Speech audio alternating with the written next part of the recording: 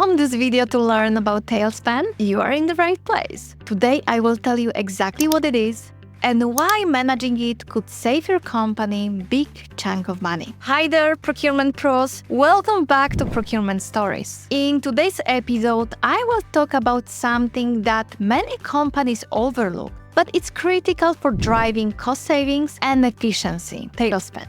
Make sure you watch till the end because I will give you some tips on where to start if you want to do a tail revolution in your organization. Let's dive in. So, first things first. What exactly is Tailspend? Tailspend refers to the 80% of the company's total number of transactions that usually make up only about 20% of the total spend volume. These are typically low-value, high-frequency purchases that don't get the same level of attention as the larger strategic buys. Think of Tailspend like the long tail of your procurement activity. It includes lots of small purchases spread around many suppliers.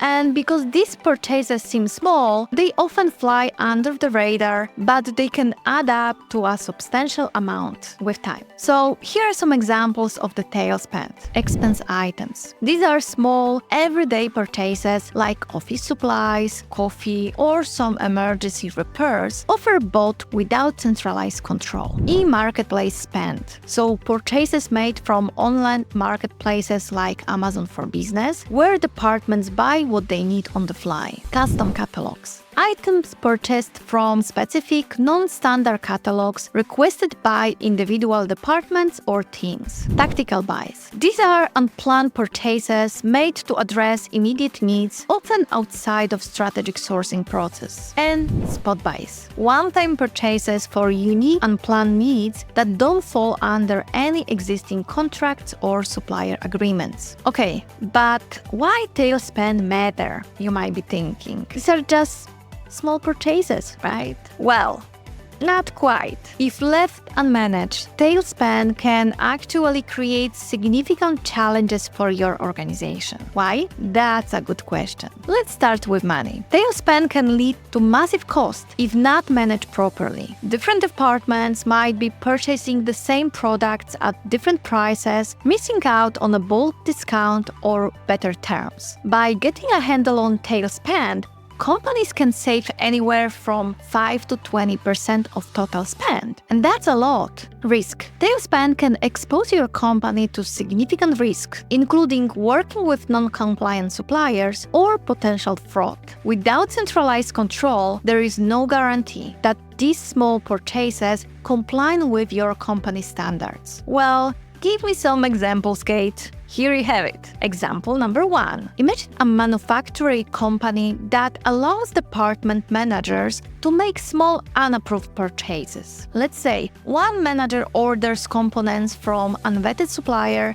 because it's faster or cheaper, or they simply know each other. As a result, that part turns to be defective, halting the production and requiring a costly recall. This incident causes a financial losses and reputational damage and exposes the company to potential fraud due to lack of centralized control and compliance checks. Okay, another one. A tech company might frequently use various freelancers for small design projects. Nothing major, so who cares, right? One department hires a freelancer without checking their background or ensuring they have signed NDA because they know that onboarding process was long and they didn't want to lose time. The freelancer leaks sensitive product information online, leading to a loss of competitive advantage and causing reputational damage. So you get it now, right? Time. Managing Tailspend is time-consuming due to the sheer number of transactions and suppliers involved. Procurement teams often spend too much time on low-value tasks instead of focusing on the strategic activities. Stakeholder satisfaction.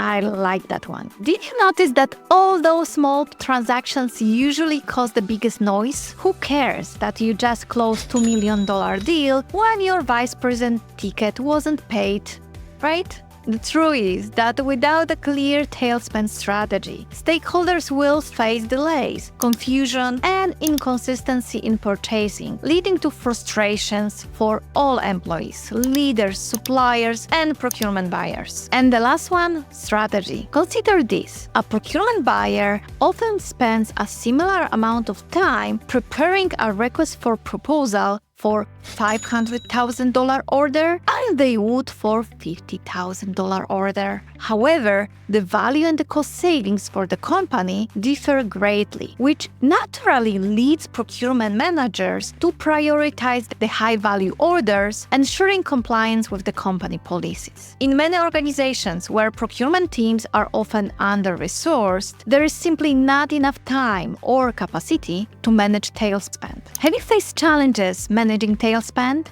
Share your experiences in the comments below or get in touch with me directly. I would love to hear your thoughts and help you out. Okay, so now when we know why tail spend matters, let's talk about how to approach it. Managing tail spend is not one-size-fits-all process. It requires careful planning and strategy. So when you are not sure where to start, you should follow those 4 steps. Step number 1. Determine what is considered tails for your organization. First, define what constitutes tail spend in your company. For example, it could be purchases under $50K annually, while for others it could be under $250K. Tail spend varies depending on the size, industry, and the procurement practices of the organization and the size of the team. Identify the problem your company needs to solve. Ask yourself, what are you aiming to achieve by managing tail spend? Whether it's cost savings, reducing the number of suppliers, lowering the risk, or improving stakeholder satisfaction.